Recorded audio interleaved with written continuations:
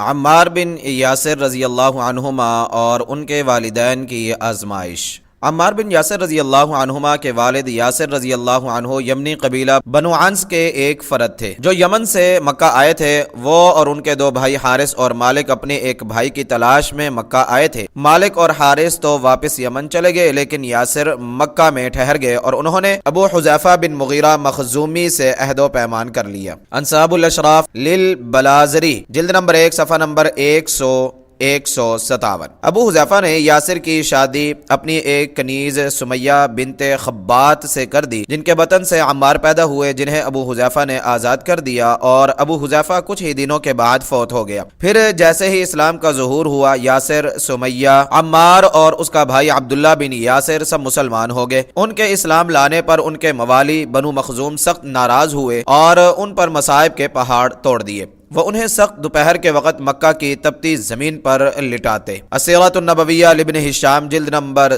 2 صفحہ نمبر 68، اور ان کے پہلو بدل بدل کر اذیت دیتے۔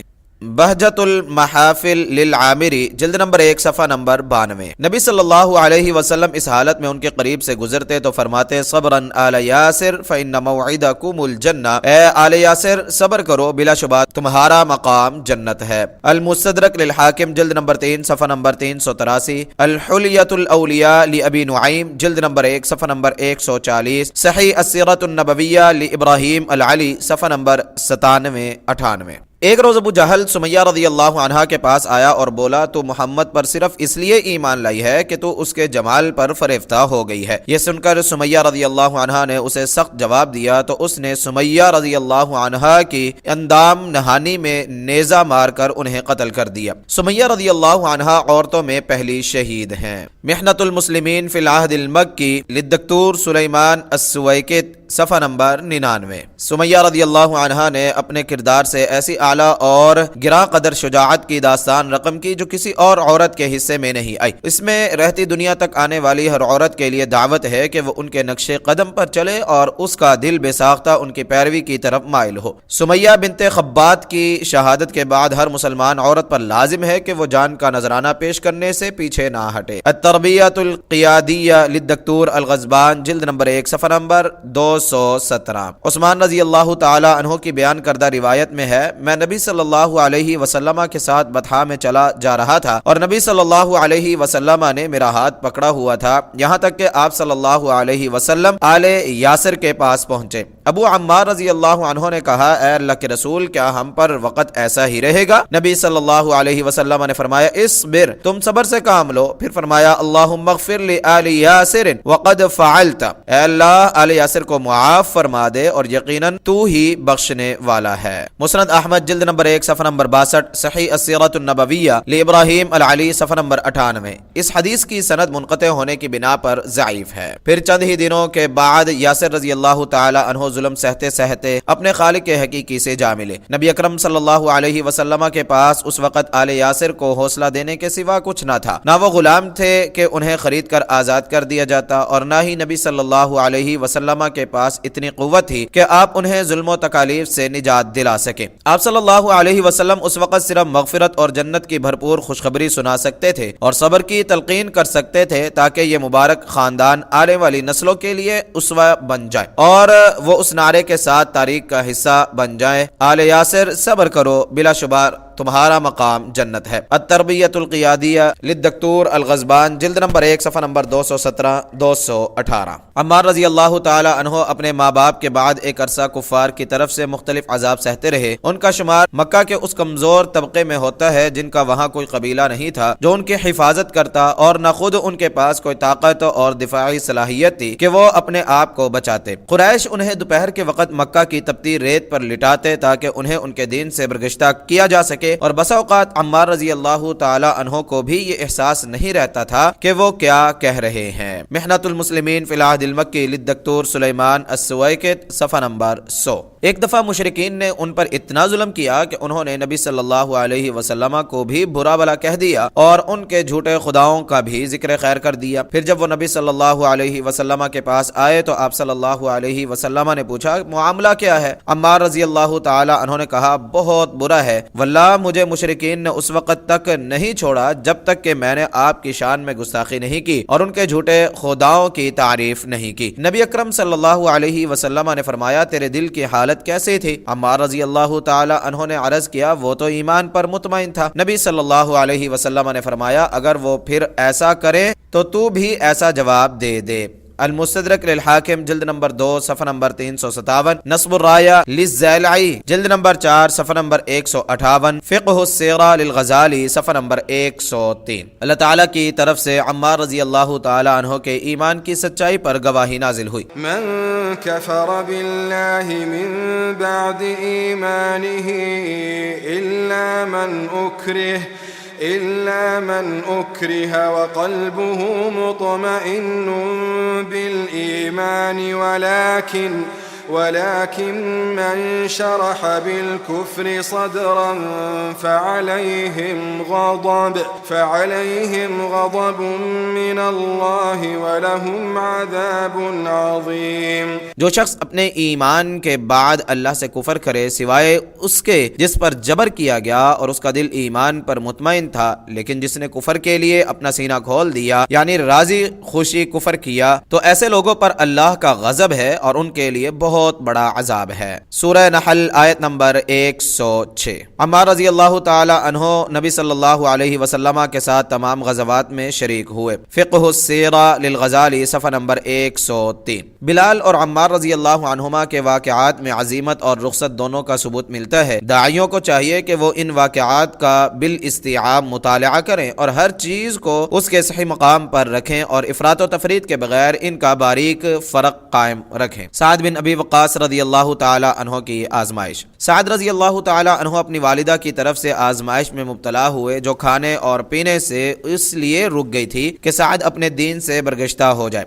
امام طبری سعد رضی اللہ تعالی عنہ کی روایت بیان کرتے ہیں کہ میرے بارے میں یہ آیت نازل ہوئی، اللہ تعالیٰ نے فرمایا وَإِن جَاهَدَاكَ لِتُشْرِكَ بِي مَا لَيْسَ لَكَ بِهِ عِلْمٌ فَلَا تُطِعْهُمَا، اور اگر وہ دونوں تجھ پر زور ڈالیں کہ تو میرے ساتھ اس چیز کو شریک ٹھہرائے جس کا تجھے علم نہیں، تو ان دونوں کی اطاعت نہ کرنا۔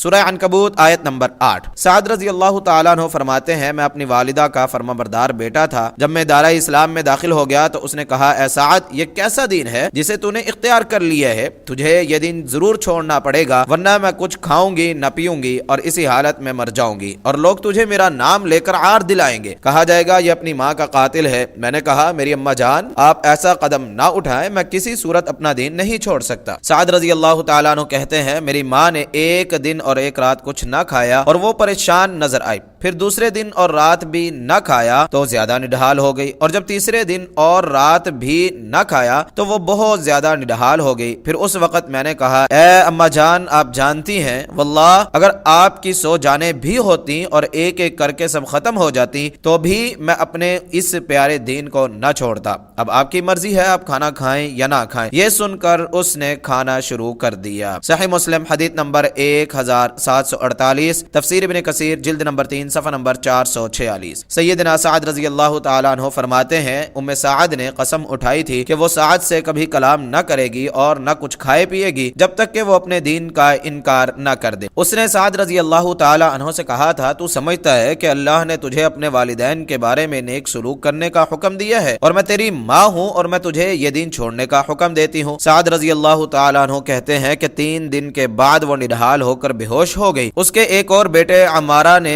بڑھ کر اسے پانی پلایا، وہ سعد رضی اللہ تعالیٰ عنہ کو بد دعا دینے لگی۔ اللہ تعالیٰ نے قرآن کریم کی یہ آیت نازل فرمائی وَوَصَّيْنَا الْإِنسَانَ بِوَالِدَيْهِ حُسْنًا وَإِن جَاهَدَاكَ لِتُشْرِكَ بِي مَا لَيْسَ لَكَ بِهِ عِلْمٌ فَلَا تُطِعْهُمَا إِلَيَّ مَرْجِعُكُمْ فَأُنَبِّئُكُم بِمَا كُنتُمْ تَعْمَلُونَ۔ اور ہم نے انسان کو اپنے والدین سے نیک سلوک کرنے کی وصیت کی، اور اگر وہ دونوں تجھ پر زور ڈالیں کہ تو میرے ساتھ اس چیز کو شریک ٹھہرائے جس کا تجھے علم نہیں، تو ان دونوں کی اطاعت نہ کرنا، میری ہی طرف تمہیں لوٹ کر آنا ہے، پھر میں تمہیں بتاؤں گا جو کچھ تم عمل کرتے تھے۔ سورہ عنکبوت آیت نمبر 8۔ اور والدین کے بارے میں فرمانے باری تعالیٰ ہے وَصَاحِبْهُمَا فِي الدُّنْيَا مَعْرُوفًا، اور دنیا میں بھلے طریقے سے ان دونوں سے اچھا سلوک کر۔ سورہ لقمان آیت نمبر 15۔ سعد رضی اللہ تعالی عنہ مزید فرماتے ہیں لوگ جب اسے کھانا کھلاتے تو اس کا منہ ایک چھڑی کی مدد سے کھولتے، پھر اس میں کھانا ڈالتے۔ صحیح مسلم حدیث نمبر 1748 قبل الحدیث 2413، جامع ترمذی حدیث نمبر 3189۔ سعد رضی اللہ تعالی عنہ کی آزمائش بڑی سخت اور ان کا کردار منفرد تھا، جو ان کے ایمانی جوش کا پتہ دیتا ہے کہ نتیجہ چاہے کچھ بھی ہو وہ کسی صورت اپنے ایمان پر سودے بازی نہیں کریں گے۔ محنت المسلمین فی العہد المکی للدکتور سلیمان السویکت، صفحہ نمبر 106۔ مکی دور میں نازل ہونے والی آیات مبارکہ میں اگرچہ ایک مسلم اور اس کے کافر قرابت داروں کے درمیان محبت و تعاون اور دلی دوستی ناجائز قرار دی گئی ہے، مگر کفار کے ساتھ صلہ رحمی، اچھے سلوک اور احسان کا درس دیا گیا ہے، جبکہ دلی دوستی ممنوع ہے، کیونکہ دلی دوستی تو صرف اللہ، اس کے رسول، دین اور اہل ایمان کے ساتھ ہوتی ہے۔ الولاء والبراء لمحمد سعید القحطانی، صفحہ نمبر 174 175۔ مصعب بن عمیر رضی اللہ تعالی عنہ کی آزمائش۔ مصعب بن عمیر ناز و نعم میں پلنے والے بہت خوش پوش نوجوان تھے۔ ان کے ماں باپ ان سے حد درجہ محبت کرتے تھے۔ ان کی ماں ایک مالدار خاتون تھی جو انہیں باریک اور بہت عمدہ لباس پہناتی۔ وہ مکہ کے سب سے زیادہ خوشبو لگانے والے اور حضرمی جوتا پہننے والے تھے۔ الطبقات الکبریٰ لابن سعد جلد نمبر 3 صفحہ نمبر 116۔ مصعب رضی اللہ تعالی عنہ کی والدہ ان کا حد درجہ خیال رکھتی۔ وہ سوئے ہوتے تو وہ کھجور، پنیر اور گھی سے تیار کردہ حلوہ ایک برتن میں تیار رکھتی۔ جیسے ہی مصعب نیند سے بیدار ہوتے تو وہ حلوہ کھاتے۔ الروض الانف للسہیلی جلد نمبر 2 صفحہ نمبر 195۔ جب مصعب بن عمیر رضی اللہ تعالی عنہ کا علم ہوا کہ رسول اللہ صلی اللہ علیہ وسلم دار ارقم میں تشریف فرما ہے اور اسلام کی دعوت دے رہے ہیں تو وہ وہاں پہنچے۔ دین حق کی تعلیمات سن کر مسلمان ہو گئے اور نبی صلی اللہ علیہ وسلم کی رسالت کی تصدیق کی۔ انہوں نے اپنی ماں اور قوم کے ڈر سے اپنا اسلام مخفی رکھا، لیکن مسلسل اللہ کے رسول صلی اللہ علیہ وسلم کی خدمت میں حاضر ہوتے رہے۔ ایک دن عثمان بن طلحہ نے انہیں نماز پڑھتے دیکھ لیا تو ان کی ماں اور قبیلے والوں کو خبر کر دی۔ سیر اعلام النبلاء جلد نمبر 3 صفحہ نمبر 10 تا 12۔ قبیلے والوں نے مصعب رضی اللہ تعالی عنہ کو پکڑ کر قید میں ڈال دیا۔ وہ اسی حالت میں رہے حتیٰ کہ موقع پا کر حبشہ کی طرف پہلی ہجرت میں شریک ہو گئے۔ محنت المسلمین فی العہد المکی للدکتور سلیمان السویکت، صفحہ نمبر 107۔ سیدنا سعد بن ابی وقاص رضی اللہ عنہ فرماتے ہیں میں نے مصعب بن عمیر رضی اللہ عنہ کو دیکھا کہ وہ اسلام لانے کی وجہ سے سخت مصائب و مشکلات کا شکار رہے اور نڈھال ہو گئے تھے، اور میں نے دیکھا ان کی جلد سانپ کی جلد کی طرح اڑی ہوئی تھی، پھر ہم انہیں پالان پر بٹھاتے تو بڑی مشکل سے بٹھا پاتے تھے۔ السیر والمغازی لابن اسحاق، صفحہ نمبر 193۔